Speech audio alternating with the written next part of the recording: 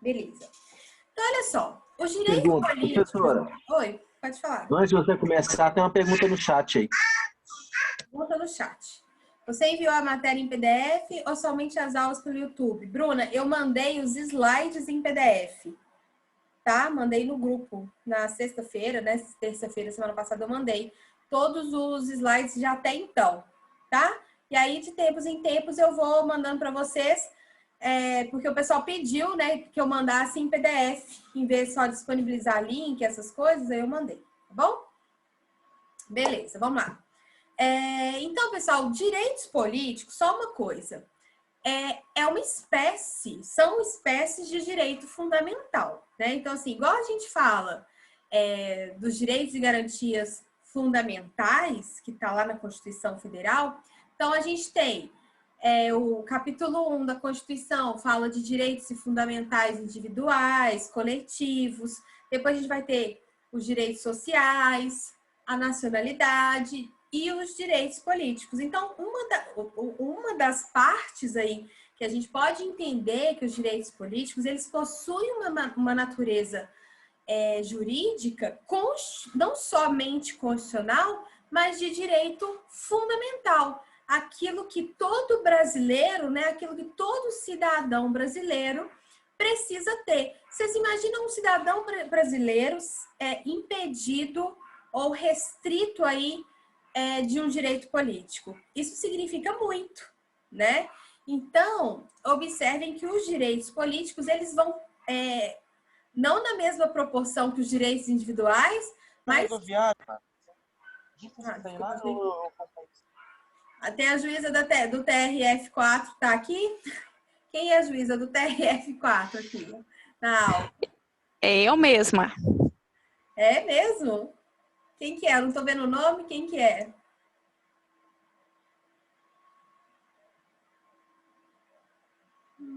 Enfim. Bom, é só porque eu estou vendo aqui os nomes, às vezes não aparecem. Mas vamos lá. Então, pessoal... Lá na frente o nome é Adriana. Não, Adriana, é porque eu só tô... Como tá pequenininho, aí eu só tô vendo juíza TRF4. Ah, sim. Aí eu vejo pequenininho aqui. Então, vamos lá, gente. Pensem comigo aqui. Então, a pessoa que ela é restrita... Imaginem uma pessoa restrita de um direito individual, né? O direito de ir e vir, né? O direito à vida, ou a um direito social, como direito à saúde, como direito à educação. Essas restrições de direitos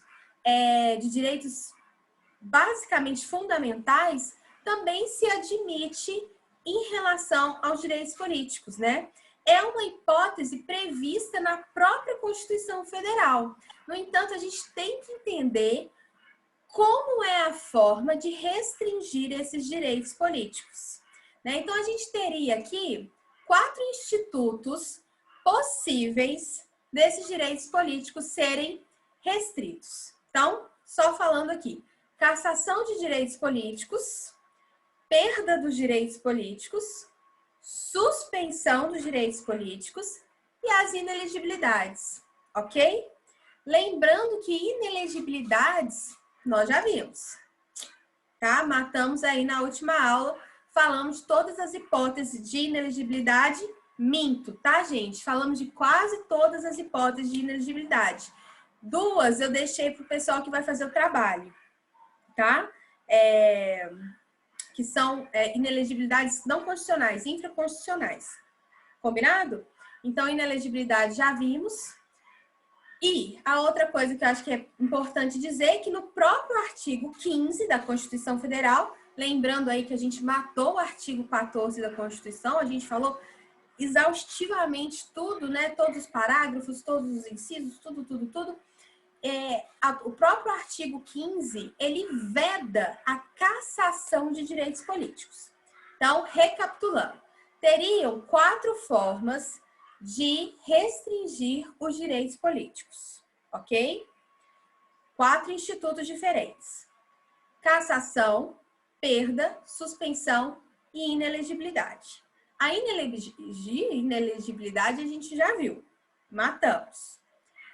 No entanto, a cassação, olha lá no artigo 15, é vedada a cassação de direitos políticos. Então, A própria Constituição Federal vai vedar, aí ó, vai vedar o Instituto da Cassação dos Direitos Políticos. E isso veio na Constituição de 88, principalmente porque, sendo a primeira Constituição aí pós-ditadura militar, né, que durou de 64 a 84, lembrando que a nossa Constituição ela foi promulgada, né, no período aí pós-militar, a gente teve aquele ato institucional, o AI-5. E o AI-5 foi exatamente essa cassação de direitos políticos, né? De vários brasileiros que iam ali contra o que estava sendo politicamente decidido e resolvido ali no âmbito do governo, né? Então, a nossa Constituição, a primeira coisa que ela fez foi: é proibido cassar direitos políticos. Beleza? Então, o que sobrou pra gente estudar hoje? Perda dos direitos políticos e a suspensão dos direitos políticos. 2 institutozinhos, ok? Alguém quer perguntar alguma coisa sobre isso que eu falei até aqui agora? Não? Professora. Oi. Não. Qual a diferença da cassação com a perda? Só para me fazer vamos ver isso aqui agora, tá? Deixa eu falar primeiro o que é a perda para você entender a diferença. Espera um pouco, Wallace? Tá bom. Não, mas tudo bem, é isso mesmo. Beleza, alguém quer perguntar, se não entendeu a questão dos institutos? Fácil, né? Então, 4 institutos, já vimos um, vamos ver agora os outros 2. Lembrando que a própria Constituição veda essa possibilidade de cassar, né? Totalmente aí os direitos políticos. Beleza. Quais são as possibilidades que o artigo 15 traz? Ele vai trazer perda ou suspensão apenas em casos de... E aí nós temos 5 incisos que vai nos falar quais são os casos de perda ou suspensão. A cassação, Wallace, é algo mais amplo, né? Qualquer outra possibilidade que você perderia seus direitos políticos de forma, vamos dizer assim, definitiva, né? No entanto, obviamente, a qualquer momento poderia vir uma outra legislação, né? Outras questões que supriria essa definição. Mas a Constituição, o cuidado da Constituição de 88 é justamente evitar o quê? Esses abusos, né? Esses abusos relacionados a um direito tão importante do cidadão brasileiro, que é o direito de participar, o direito político, né? De votar, de eleger alguém ou de ser eleito, tá bom? Então, vamos entender aqui que os 3 institutos que vão sobrar aí na Constituição são a perda, a suspensão e inelegibilidades, que já vimos. Então, olha só, coloquei aqui no slide para vocês verem o que está em preto e o que está em verde, como forma de dividir aí em 2 grupos, tá bom? Então, né? Então, aqui, ó, cancelamento da naturalização por sentença transitada em julgado. Incapacidade civil absoluta. Condenação criminal transitada em julgado enquanto durarem seus efeitos. Recusa de cumprir obrigação a todos imposta ou prestação alternativa nos termos do artigo 5º, inciso 8. E, por último, improbidade administrativa, termos do artigo 37, parágrafo 4º. Ok? Então, vamos ver agora um a um aqui. Só voltando o slide, vou mandar para vocês depois. Eu só coloquei em cores diferentes para vocês marcarem aí de alguma forma na Constituição de vocês um grupo e outro grupo. Então, tem o grupo do verdinho e o grupo do pretinho, tá bom? Então, primeiro vamos falar o que são as perdas, né? A perda dos direitos políticos, beleza? Vamos começar a trabalhar... Ai, peraí. Vamos começar a trabalhar aqui primeiro com este Instituto da Perda, né? Então, vamos lá. A perda dos direitos políticos é uma hipótese de restrição definitiva, ok? Segundo José Jairus Gomes, eu coloquei aqui as palavras dele, né? Para dar aqui as devidas honras para ele.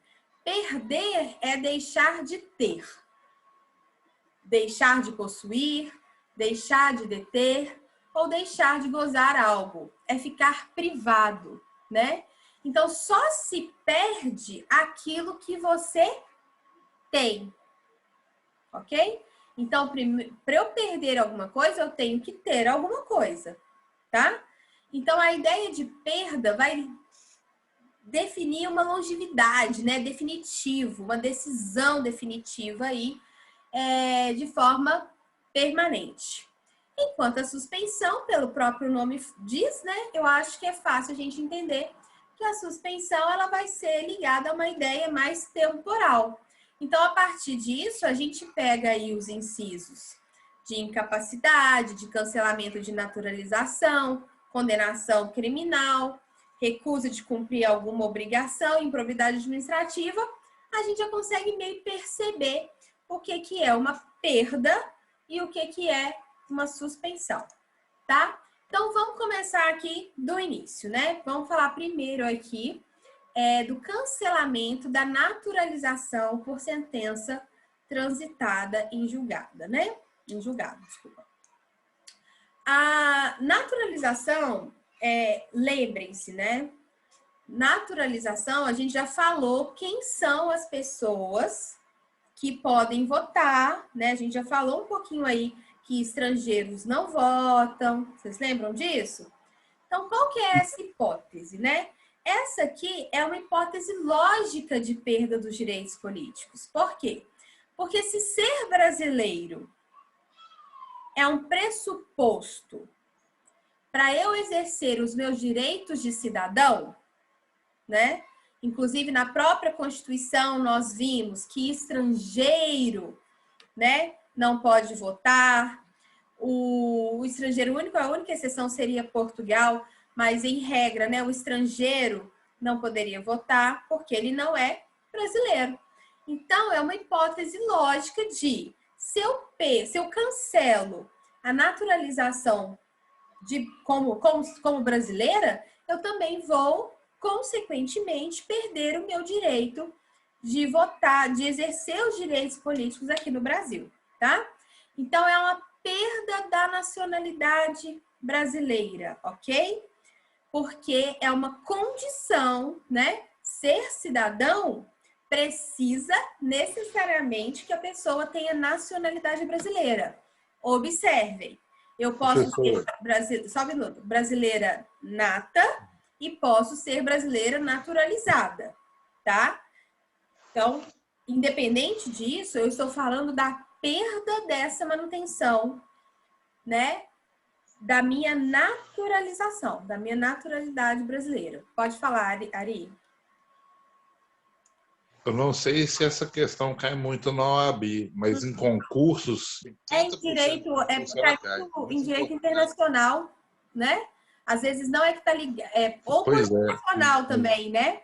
Assim, porque às vezes a gente acha que direito a gente tem que dividir as áreas, né? Estou estudando direito internacional, estou estudando direito constitucional. Não, gente. Primeiro, constitucional é tudo na vida, né? Qualquer matéria de direito a gente tem que trazer para o âmbito constitucional.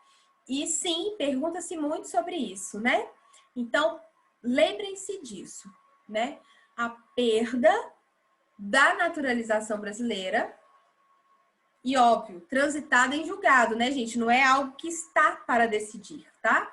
É algo que já transitou, já foi uma decisão definitiva, ok? Agora, observem o seguinte, pessoal. Que a perda da nacionalidade brasileira, ela pode ser adquirida, ela pode acontecer por eu adquirir outra nacionalidade. Não pode? Por exemplo, o brasileiro que vai morar nos Estados Unidos, aí ele fica lá morando lá, sei lá quantos anos, 20 anos. Aí ele trabalha, tem domicílio, tudo certinho lá. E ele ainda é filho filho de pais americanos. Ou então, ele se torna cidadão americano. No momento que ele adquire outra nacionalidade, gente, tirando os casos específicos, né, de dupla nacionalidade, né, que os pais são estrangeiros, aí eu tenho aquele direito à nacionalidade dos meus pais também, por exemplo, quantas pessoas vocês conhecem aí que tem cidadania americana, italiana, né? Então, existem casos que se admite você ter dupla cidadania, mas, em regra, nos casos específicos em que eu não tenho essa possibilidade, eu adquiro uma outra nacionalidade, eu vou perder a minha nacionalidade brasileira, ok? Então,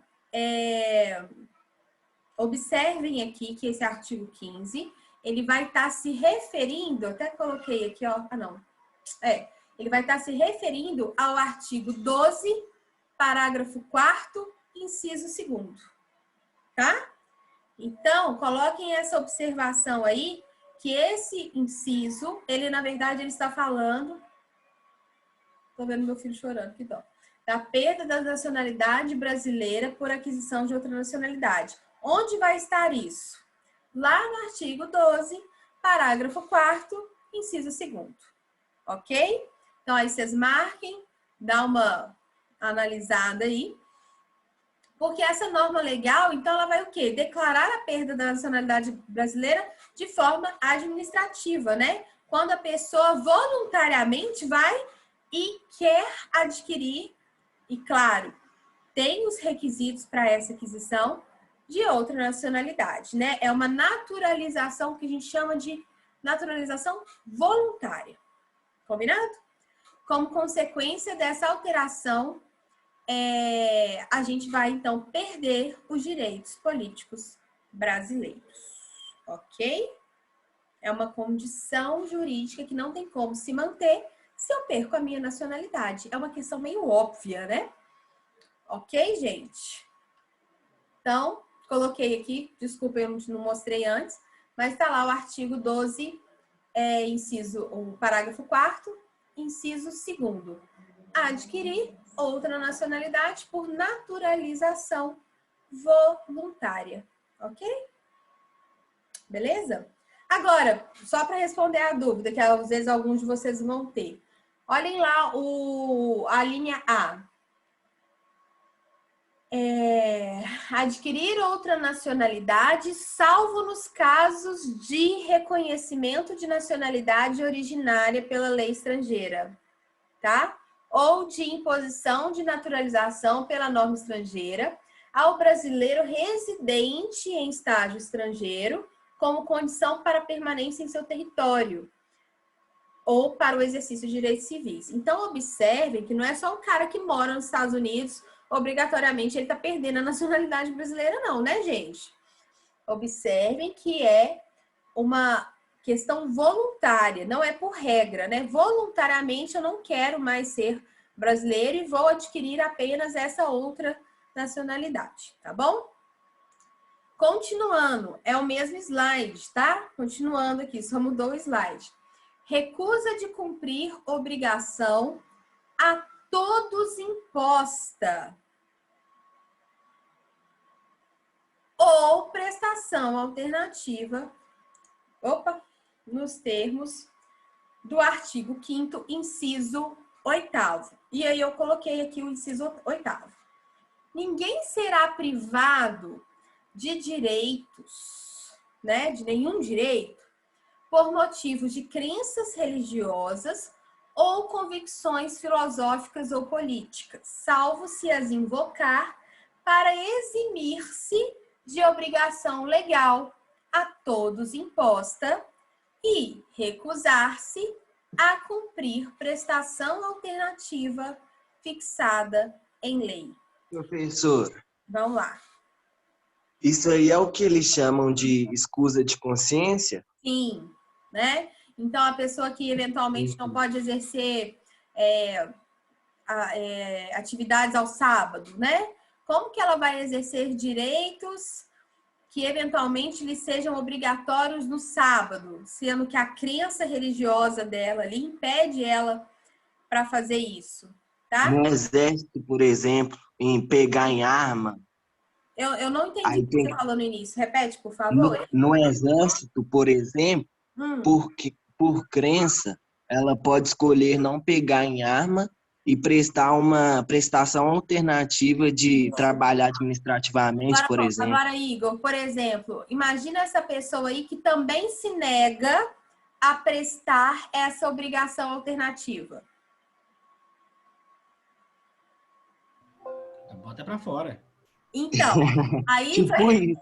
aí a pessoa que, por causa das crenças religiosas, ela se nega, vamos voltar lá, ela se nega a cumprir a obrigação que todo mundo tem que cumprir, né? Foi mal.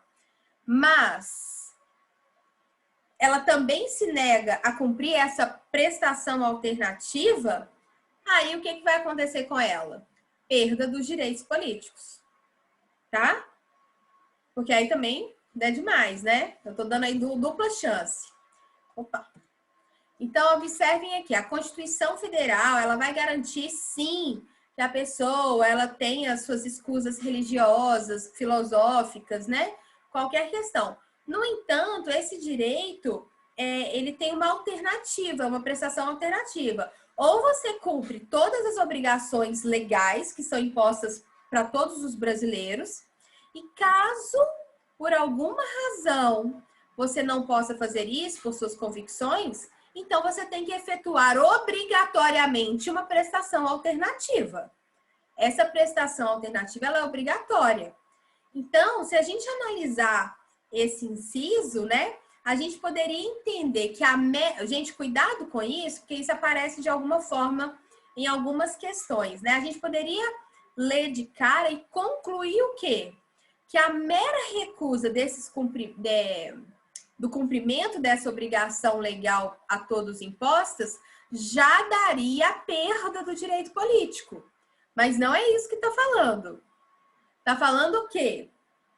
Se, por questões religiosas, filosóficas ou políticas, a pessoa se eximir, né, de cumprir uma obrigação a todos imposta e se eximir também de cumprir aquela obrigação alternativa, aí sim nós estamos falando de uma perda de direitos políticos, entenderam?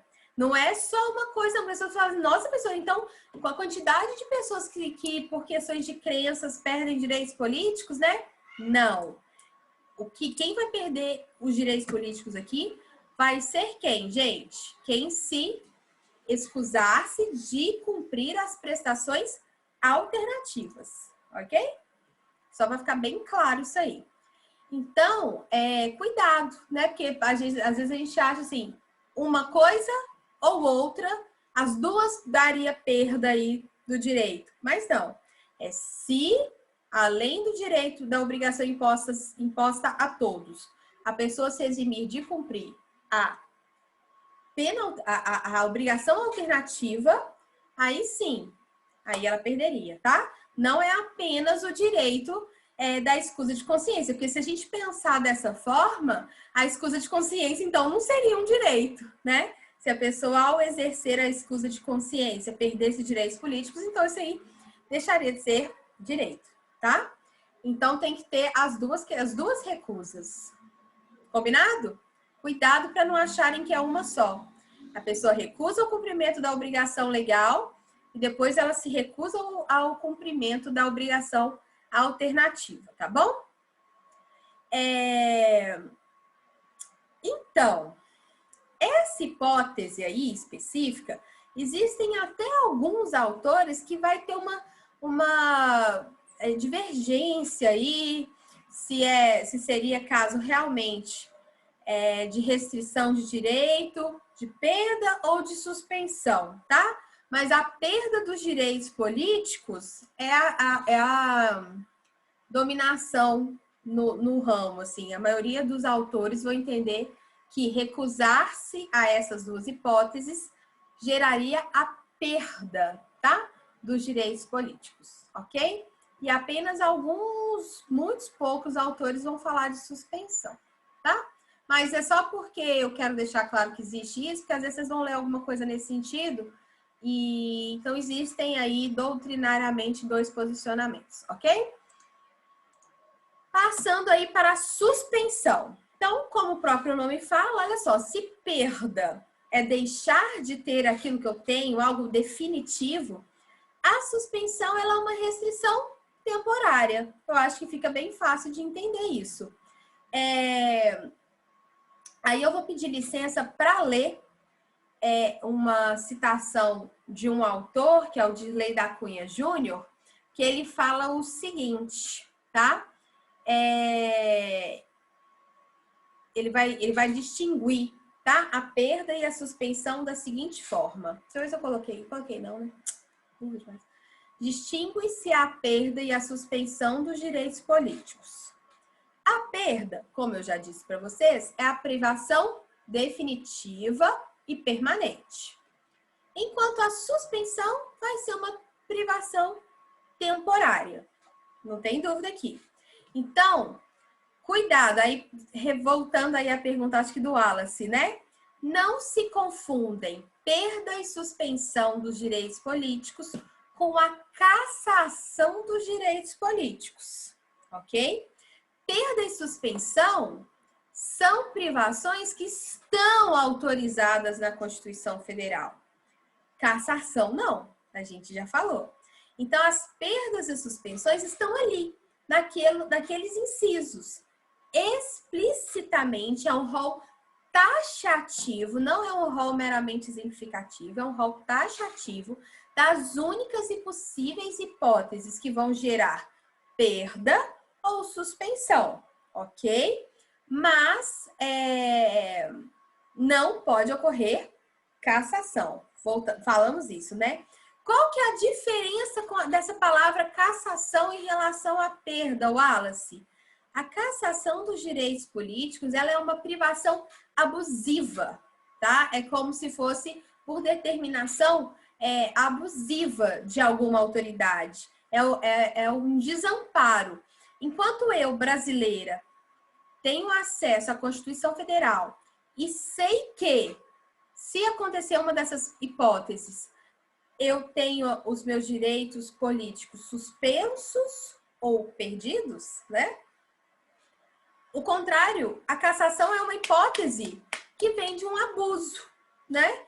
Vem de um achismo, vem de uma ditadura, vem de uma determinação pelo próprio ato ali do Poder Executivo. Então, a cassação, tá? Ela seria mais ou menos o que a gente vê na perda, mas exercido de uma forma abusiva, uma forma não prevista constitucionalmente. Entenderam? Entendeu, Wallace? Que fez a minha pergunta foi o Wallace mesmo, né? Perfeito, professor, perfeito. Tá? Então, assim, qual que é a diferença? Talvez na prática, não sei, né? Nenhuma, porque assim, eu vou perder os meus direitos políticos também. Beleza. Agora, quem tá me tirando esse direito político, tirar essa decisão, né? Assim, do nada, também tá errado. Então, isso foi muito... Sem previsão legal. Sem previsão legal, sem a segurança jurídica, né? E é um assunto, como fala, a gente está falando de um direito também de uma natureza fundamental aqui, ok? A gente está falando que é um direito que tem que estar explícito na Constituição. Então, só as hipóteses de perda e suspensão explícitas em Constituição. Ou seja, não pode ter uma lei, um decreto, muito menos um decreto do Executivo, né? Falando que fulano agora perdeu os direitos. Isso é uma cassação. É uma atitude de abuso, ok? Então, por isso, inclusive, que vem essa vedação. Então, vamos lá, pessoal. Suspensão dos direitos. Então, hipóteses temporais. Gente, incapacidade civil, né? A incapacidade, ela tem que ser declarada por um órgão judicial, beleza? Quando a pessoa, ela de fato, ela é incapaz, ou é porque ela é menor de idade, ou no caso da maioridade, quando ela é declarada incapaz, de reger ali os atos da sua vida civil. Então, para tirarem essas dúvidas, vocês vão recorrer lá ao Código Civil nos termos dos artigos 1767 em diante, que vai falar sobre isso aí, tá? Então, essa decisão que vai declarar uma incapacidade civil absoluta é a mesma decisão judicial, sentença, né? A sentença que vai decretar também uma interdição. No momento que essa pessoa ela é interditada, vocês concordam também que os direitos políticos dela têm que ser suspensos? Porque ela não está dando, né? Se ela precisa estar interditada para reger os próprios atos da vida civil, ela também vai perder aí os direitos de exercer os seus direitos políticos. Temporariamente, suspender temporariamente, ok? Enquanto ela for considerada uma pessoa incapaz, enquanto esses efeitos da interdição perdurarem. Entenderam? Isso aí? Porque às vezes a pessoa está incapaz, ela está em coma, mas depois está tudo bem. Às vezes ela acorda, né? E não tem alguns casos assim? Eu fiquei um pouco em dúvida, porque para mim, eu entenderia se fosse a incapacidade civil relativa ou superveniente. Que absoluta dá a entender que aí seria uma perda, né, mesmo? Porque absoluta, então, aí a gente... Olha só, cuidado com esse conceito, Arley, por quê? Pois é. A incapacidade relativa é o seguinte, eu posso estar incapaz para umas coisas e posso não estar incapaz para outras, né? Então, isso não... Eu entendi exatamente o seu ponto. Assim, a pessoa que está incapaz absolutamente, então ela tem que perder os direitos políticos. Não. Porque em algum momento, pode ser que esse estado de incapacidade absoluta dure pro resto da vida, mas pode ser que não. Né? A pessoa que está em coma, ela pode voltar, enfim, qualquer possibilidade, né? Da pessoa retomar a sua capacidade, aí ela volta a ter os seus direitos. Entenderam, gente? Professora. Vai, Beto. No caso da maioridade, ela não vai ser... ela vai ter uma incapacidade pela maioridade. Incapacidade. Isso, a incapacidade. Mas como que ela voltaria a ser capaz novamente? Nesses casos que eu estou falando, por exemplo, por alguma doença ela foi decretada, foi interditada, alguma doença mental, suponha aqui. Mas ela faz o tratamento e depois está tudo bem. Aí ela vai passar por um processo aí e depois o laudo profissional médico vai falar que ela está bem, que ela não precisa mais ser interditada. Todo o processo de curatela, gente, inclusive, eu não sei se vocês já ouviram falar isso, curatela nunca se dá de forma definitiva para ninguém, né? Por quê? Porque eu posso trocar o curador a qualquer momento, a pessoa pode deixar de precisar de um curador, né? Então, em algum momento que ela retoma as suas condições, ela também retoma os seus direitos políticos. Ela só fica suspensa aí dos direitos políticos porque naquele momento, se ela não tem condição de determinar as questões da sua própria vida civil, quanto mais exercer seus direitos políticos, tá? Ok? Até uma segurança para ela mesma. Combinado? Então, é uma suspensão. Mas eu entendi perfeitamente a pergunta e a do Arley. Então, atenção, pessoal, porque isso aí é normal a gente confundir mesmo. Só porque fala de incapacidade absoluta, a gente já vai direto no que é mais grave, que é a perda de direitos, tá? Então, atenção aí. Então, além da suspensão, o último caso, só para finalizar. Nossa, consegui.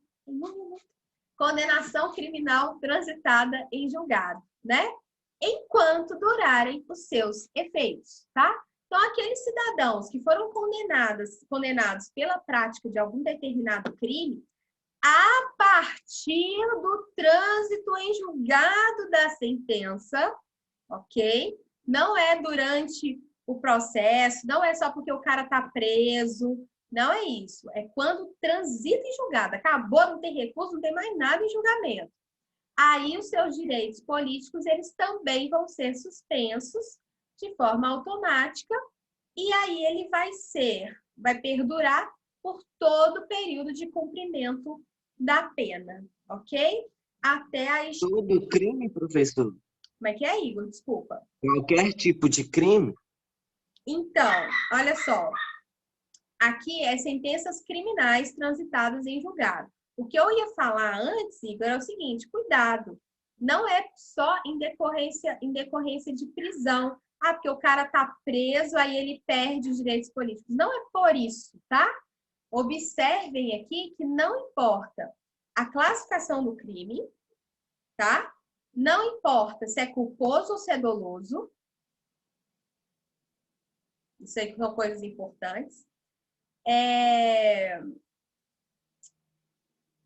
E qualquer crime, né, que esteja lá no Código Penal, não são meras contravenções, a gente está falando aqui de crimes, então as hipóteses do Código Penal vão acarretar, sim, a suspensão dos direitos políticos. Não importa a pena. Aí o que eu quero falar especificamente é se é detenção, se é reclusão, se foi pena de multa, o que mais? Enfim, né? Todas essas possibilidades de cumprimento de pena lá do direito penal, eles vão automaticamente acarretar na suspensão dos direitos políticos. Então, observem, não importa a classificação, não importa o tipo aqui de condenação, não é questão de prisão, né? Mas tem que ser transitado em julgado. Então, é só depois que transitar e o período aqui de cumprimento da pena, ok? Então, o cara vai ficar preso por 10 anos, ele vai cumprir a pena em 10 anos. Então, ele fica suspenso ali dos seus direitos políticos por 10 anos, tá? Ok, pessoal? Aí, vocês vão ver o seguinte. A questão do sursis, tá? Aí é só para quem já assim, estuda mais direito penal e tal, as penas restritivas de direito não incide aqui, nos casos de sursis, a suspensão de direitos políticos, tá? Mas aí vocês perguntam isso aí para o professor de penal, que ele vai ser mais específico. É só para vocês colocarem isso aí como observação, tá? A suspensão condicional da pena não interfere na suspensão dos direitos políticos enquanto durarem o efeito daquela condenação, tá bom?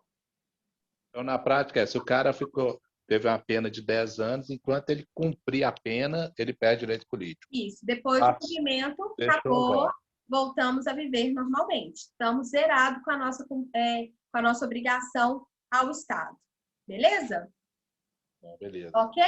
Então, gente... Professora, mas aí ele não perdeu, né? Então ele teve o direito político suspenso. Suspenso. Por isso que vocês têm que lembrar dessa diferença, da perda e da suspensão. Porque numa questão dissertativa aberta, facilmente vocês escrevem lá, fulano, inclusive, foi condenado e perdeu os seus direitos políticos. Perdeu a questão, tá? Então, atenção, é meramente assim, às vezes o cara sabe o que você está falando, ele sabe que você está mostrando, inclusive, conhecimento que vai, às vezes, além do que foi perguntado, mas você manda um perder no lugar de suspender, tá bom? Então, é isso, gente. Acabou a aula. Na próxima aula, a gente dá continuidade, e agora eu vou mandar para os meninos, não é para todo mundo, é só para quem não fez o trabalho, tá? Os assuntos específicos aí para avaliação. Combinado? Bacana. Combinado, professor. Então, Combinado. Professora. Beleza, professora. Tchau, Silvana. Boa noite. Tchau. Boa noite. Nossa. Tchau, Ronaldo.